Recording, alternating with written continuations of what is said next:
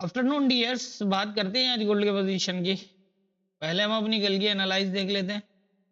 कल हमने जब गोल्ड को एनालाइज किया तो 2796 के पास मूव कर रहा था और मैंने ये बताया था कि ये एक माइनर लेवल है। ज्यादा चांसेस तो यही है कि ये ब्रेक होगा, लेकिन ये जो एरिया है 2809 वाला, ये इम्पोर्टेंट है।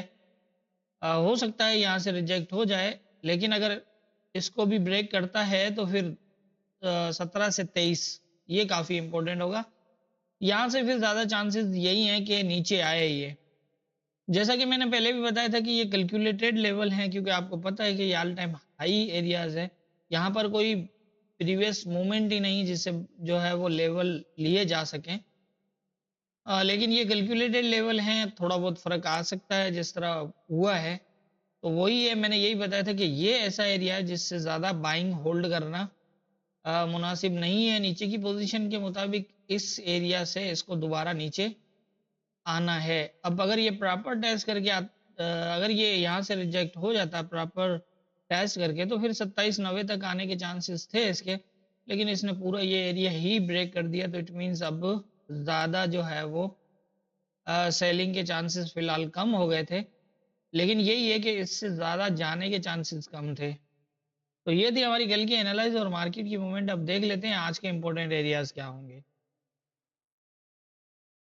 आज के इंपॉर्टेंट एरियाज की अगर हम बात करें तो इस टाइम कंडीशन मार्केट की, गोल्ड इस time all time high areas के अंदर मूव कर रहा है और यहाँ पर पोजीशन कुछ इस तरह, जैसे नीचे की अगर हम पोजीशन देखते हैं तो ये लेवल ब्रेक करता हुआ जा रहा है, और लेकिन ये कि बड़ा क्लोज कोई कहीं नहीं लगा रहा। तो नीचे से जो है वो बुलिश का साइन भी शो कर रहा है, लेकिन ऊपर जिस तरह जा रहा है तो उस हिसाब से ऊपर से जो है वो रिजेक्ट होता हुआ भी नजर आ रहा है। लेकिन अभी तक कोई ऐसा प्रॉपर एरिया नहीं जहां से रिजेक्ट हो। अभी इस ये अगर जिस तरह ये एरिया ब्रेक किया था, तो ये जो 2810 तक अगर ये ब्रेक दोबारा ऊपर ना करता तो ये फिर नीचे 2790 तक आता। लेकिन नीचे ब्रेक करने के बाद इसने फिर इसको ऊपर ब्रेक किया है। मतलब ये है कि यहाँ पर जो है वो दोनों तरफ की पोजीशन शो कर रहा है। अब देखना ये है कि क्या करता है यहाँ पर। एक तो दो एक से ज्यादा पोजीशन ही बनती हुई नजर आ रही है। अगर तो 17 से ऊपर H1 का क्लोज भी करता है तो फिर जो ये एरिया होगा, और अगर इसको फास्ट ब्रेक करता है तो फिर 2838, और इससे अब जो है वो फाइनली 2850 से 54 ऊपर अगर इसको मजीद बाय में रहना हुआ तो इस तरह की पोजीशन होगी। और सेकंड ये है कि अगर यहाँ से क्लोज करता है और नीचे अगर ये आता है अ, तकरीबन कहाँ तक, ये नीचे का एरिया यही होगा तकरीबन 2810 से 2801 से ये वाला एरिया। अगर ये इसको ब्रेक ना कर पाए और अगर नीचे आता है यहाँ तक, तो फिर यहाँ से इसको सपोर्ट बन सकती है, या फिर इससे नीचे वाले एरिया से सपोर्ट बन सकती है इससे। अब सपोर्ट ये नीचे से बाय क्यों मैं बता रहा हूँ, क्योंकि ये नीचे की तरफ जो है वो एक all time high area test नहीं किया है। दूसरा ये कि ये अपने रेजिस्टेंस एरियाज जो बन रहे हैं यहाँ पर वो भी ब्रेक कर रहे हैं। अब ये इम्पोर्टेंट रहेगा। यहाँ से ये भी हो सकता है कि ये रिजेक्ट हो के आ जाए इस तरह नीचे, और नीचे फर्स्ट एरिया ये होगा, यहीं से दोबारा बुलिश हो सकता है, और फिर नीचे वाला एरिया भी हो सकता है। इस टाइम ये रेजिस्टेंस एरिया और सपोर्ट एरियाज के बीच में मार्केट है। दोनों चीजें हो सकती हैं। यहाँ जो मेजर सपोर्ट बनती है उसको तो ये ब्रेक कर चुका है, लेकिन पोजीशन यही लग रही है कि हो सकता है कि ये यहाँ से नीचे आ जाए, या फिर जो है वो 28-25 को टैच करके नीचे आ जाए।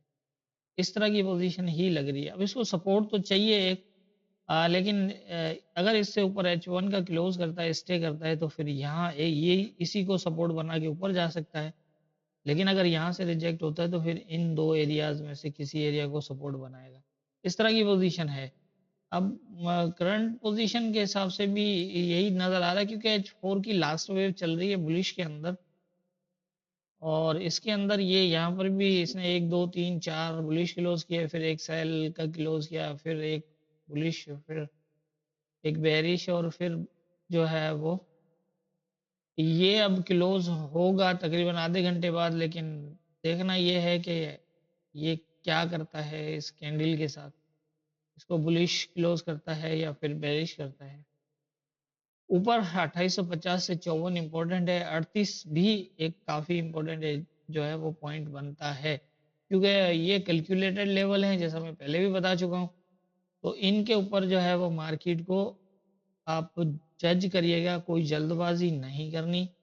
यहाँ पर अगर ये रिवर्सल बनाता है इन पॉइंट्स को टैच करके, तो फिर जो है वो ये एरियाज काम कर सकते हैं। नहीं तो यही होगा कि जैसे यहाँ पर था एरिया, तो उसके हिसाब से ये ऊपर उस एरिया को ब्रेक तो किया इसने, लेकिन ये कि पॉइंट वो प्रॉपर नहीं मिला जो हमने लगाया था। तो क्योंकि यहाँ पर अब कैलकुलेटेड लेवल में यही है कि 19-20 का फर्क आ सकता है, तो इसलिए इस चीज़ का ख्याल रखिएगा।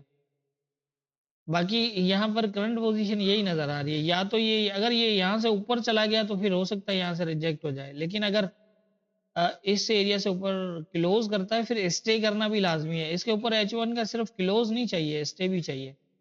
मतलब ये अगर ऐसा होगा कि अगर H1 का क्लोज इसके ऊपर करता है तो फिर ये दोबारा इसको ब्रेक करेगा ऊपर की तरफ, ऊपर ब्रेक करेगा, फिर दोबारा आएगा यहाँ पर और फिर यहाँ से बुलिश होगा, इस तरह की पोजीशन बनेगी।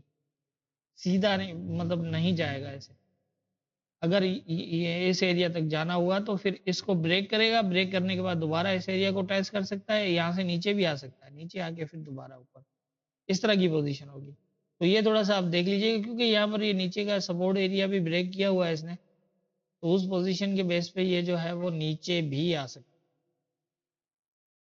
और यहाँ से अगर ये रिजेक्ट होता है तो फिर इसके पास 2801 से 96 वाला है, अगर ये ब्रेक करता है ये मेजर होगा, ये एक माइनर सा लेवल है, क्योंकि मार्केट एक स्ट्रॉन्ग बुलिश शो हो कर रही है, तो पॉसिबल है कि माइनर लेवल को भी एज ए सपोर्ट बना ले, तो इसलिए मैंने एक पॉइंट दे दिया ये। लेकिन मेजर जो है 2790 से 87 वाला एरिया। तो मेरे ख्याल से जितनी मेरी समझ है उसके हिसाब से मुझे आज गोल्ड में यही नज़र आ रहा है। बाकी होना क्या है ये तो ऊपर वाला बेहतर जानता है, दुआओं में याद रखिएगा।